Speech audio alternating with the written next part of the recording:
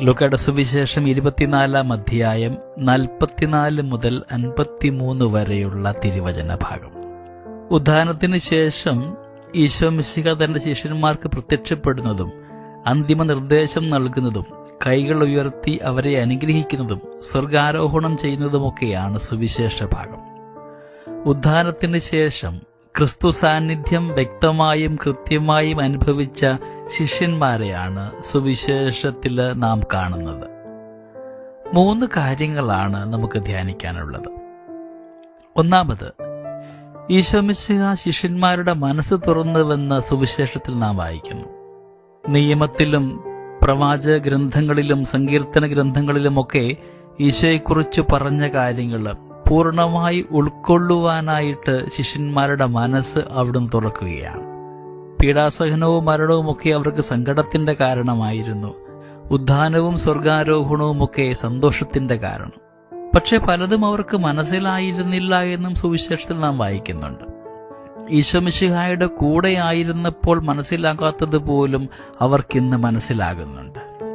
നമ്മുടെയൊക്കെ പ്രായോഗിക ജീവിതത്തിൽ സുഖദുഃഖ സമ്മിശ്രമായ ഒരുപാട് ജീവിത അനുഭവങ്ങൾ ഉണ്ടാകുമ്പോൾ അവിടെയൊക്കെ ദൈവത്തിന് ചില പദ്ധതികൾ ഉണ്ട് എന്ന് തിരിച്ചറിയുവാനും അവയെ മനസ്സിലാക്കുവാനുമുള്ള കൃപയ്ക്കു വേണ്ടിയാണ് നാം ഒക്കെ പ്രാർത്ഥിക്കേണ്ടത്.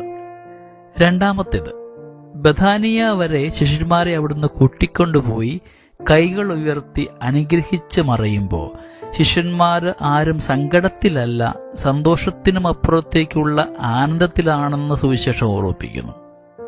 ഈശോ മിശിഹ ഞങ്ങളുടെ ഉള്ളിലുണ്ട് എന്നുള്ള തിരിച്ചറിവായിരുന്നു അവരുടെ ആനന്ദത്തിന്റെ കാരണം.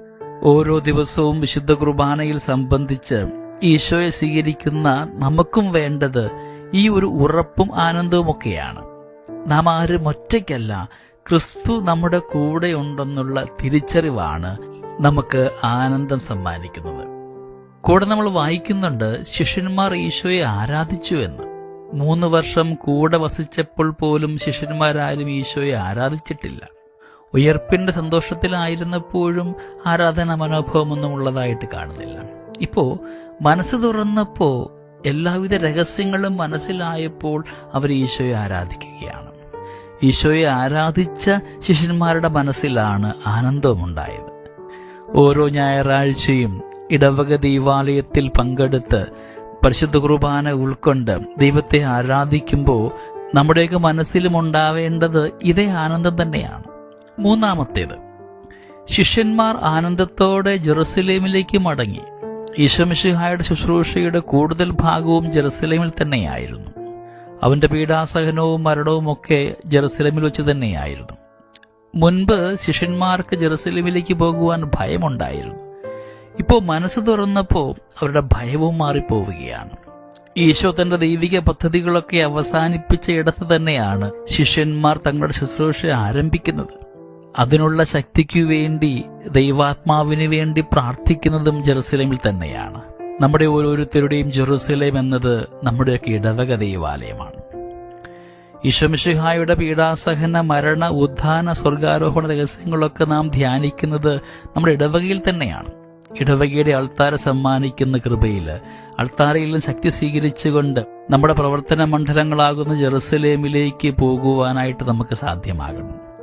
ഓരോ വിശ്വാസിയുടെയും ഏറ്റവും വലിയ തീർത്ഥാടന കേന്ദ്രവും ഇടവക ദൈവാലയം തന്നെയാണ്. കാരണം അവിടെയാണ് ഒരുവൻ തന്റെ ഈശോയെ കാണുന്നത്, അനുഭവിക്കുന്നത്, ഉള്ളിലേക്ക് സ്വീകരിക്കുന്നത്. ബഥാനിയയിൽ വെച്ച് ഈശോ മിശിഹ കൈകൾ ഉയർത്തി അവരെ അനുഗ്രഹിക്കുന്നുണ്ട്.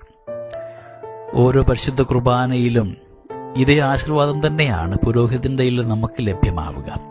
നമ്മുടെ ഇടവക ദൈവാലയം സമ്മാനിക്കുന്ന, അൾത്താര സമ്മാനിക്കുന്ന എല്ലാ നന്മയും സ്വീകരിച്ചുകൊണ്ട് നമ്മുടെയൊക്കെ പ്രവർത്തന മണ്ഡലങ്ങളാകുന്ന ജെറുസലേമിലേക്ക് ധൈര്യപൂർവ്വം പോകുവാൻ നമ്മളെ ഒരുക്കണമേ എന്ന് നമുക്കിന്ന് ദൈവത്തോട് പ്രാർത്ഥിക്കാം. ദൈവം നമ്മളെല്ലാവരെയും സമൃദ്ധമായിട്ട് അനുഗ്രഹിക്കട്ടെ. നമ്മുടെ കർത്താവ് ഈശോ മിശിഹായുടെ കൃപയും പിതാവായ ദൈവത്തിന്റെ സ്നേഹവും പരിശുദ്ധാത്മാവിന്റെ സഹവാസവും നമ്മളെല്ലാവരോടും കൂടെ ഉണ്ടായിരിക്കട്ടെ, ഇപ്പോഴും എപ്പോഴും എന്നേക്കും. ആമേൻ.